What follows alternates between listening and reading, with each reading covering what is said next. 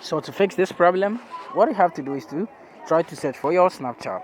So when you find your Snapchat, use your finger to tap on it for some while, and you're going to see this pop up. So when you find this pop up, or when you see this pop up, what you have to do is to tap on this section over here. So just tap on it. And when you tap on it, you're going to be in the app info of Snapchat. So when you get over here, what you have to do is to tap on Foster.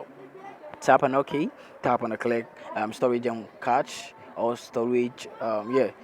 You have to tap on the storage. After tapping on the storage, what you have to do is to tap on the clear cache to clear the cache. Don't try to clear the storage for now.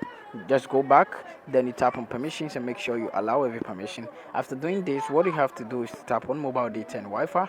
Make sure the background data is still good on. Then you go to notifications. Then you make sure the show notification is still good on. So after doing all this, what you have to do is to go to your phone menu and try to search for your Google Play Store. So when you find it, just tap on it to open it. So when you open it, what you have to do is to try to search in for Snapchat. When you find your Snapchat, just tap on it. When you tap on it, what you have to do is to tap on the updates over here. So after tapping on the updates, you are going to get the latest version of Snapchat. Sometimes when you don't update your Snapchat, it may affect your Snapchat. Yeah, it may affect it. Yes, so that's the reason why you always have to be updated on Snapchat. So after updating your Snapchat, tap on your power button for some while. Then now tap on restart. Then after that, tap on OK, and you're going to see that your phone is going to be restart, or your phone is going to be reboot.